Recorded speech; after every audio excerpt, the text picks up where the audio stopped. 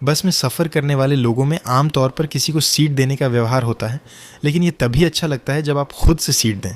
अगर कोई आपको ज़बरदस्ती सीट देने के लिए कहे तो आप देंगे या नहीं? उसे सीट दे दो, वह बूढ़ा है, उसे उतरना भी है। चोंग थोड़ा अनमने मन से ही सही, लेकिन आखिरकार खड़ा हो गया। मगर इस तरह दी गई सीट से उसे किसी की तारीफ नहीं मिली। लोग मन ही मन उसका मजाक उड़ाने लगे। सीट देने के लिए भी किसी को कहना पड़ा, कितनी शर्म की बात है। लेकिन अगले ही पल चोंग ने बिना कुछ कहे सबको चौंका दिया। उसने अपने काम से सबको दिखा दिया कि वह सीट इसलिए नहीं दे रहा था क्योंकि उसमें नैतिकता की कमी नहीं थी, बल्कि उसकी अपनी खास परिस्थिति थी। असल में सीट की ज़रूरत उसी को ज़्यादा थी। ये देखकर पास खड़ा चश्मा पहने आदमी भी असहज हो गया।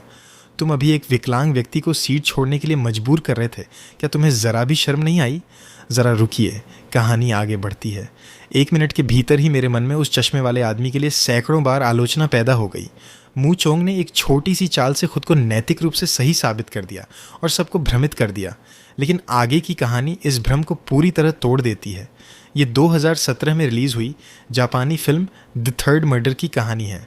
कहानी 2 हिस्सों में चलती है। पहला हिस्सा 1 साल पहले हुए एक परिवार की हत्या के मामले से जुड़ा है।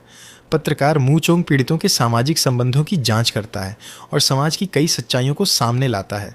दूसरा हिस्सा चोंग और उसकी बहन के रिश्ते से जुड़ा है, जो उसी पर निर्भर रहती है। कहानी के सारे राज इसी हिस्से में छिपे हैं।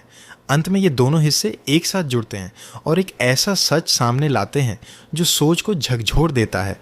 चोंग की बहन का किरदार जापान की प्रसिद्ध अभिनेत्री मित्सुशिमा हिकारी ने निभाया है, जिसे यहाँ हम हिकारी कहेंगे। उसे बच्चों के साथ दुर्व्यवहार के आरोप में हिरासत में रखा गया है। 6 महीने बाद भाई उससे मिलने आता है। हिकारी अपने भाई को देखकर बहुत चिंता जताती है और पूछती है, तुम कुछ दुबले लग रहे हो?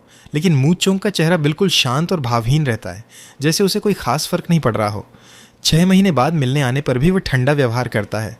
जब बच्चों के साथ दुर्व्यवहार की बात छिड़ती है तो हिकारी कहती है कि वह लड़की पहले से ही कमज़ोर और परेशान थी।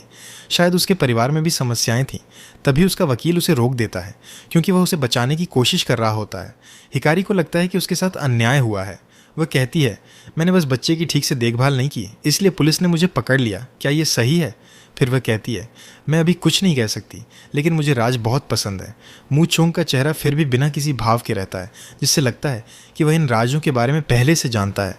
पुलिस स्टेशन से बाहर निकलने के बाद वकील चोंग से कहता है कि हिकारी की मानसिक स्थिति सामान्य नहीं लग रही, इसलिए उसका मानसिक परीक्षण कराया जाएगा, जिससे जमानत मिलने की संभावना बढ़ सकती है। ऐसा भी संकेत मिलता है कि बचपन में उसने भी कुछ कठिन और दर्दनाक अनुभव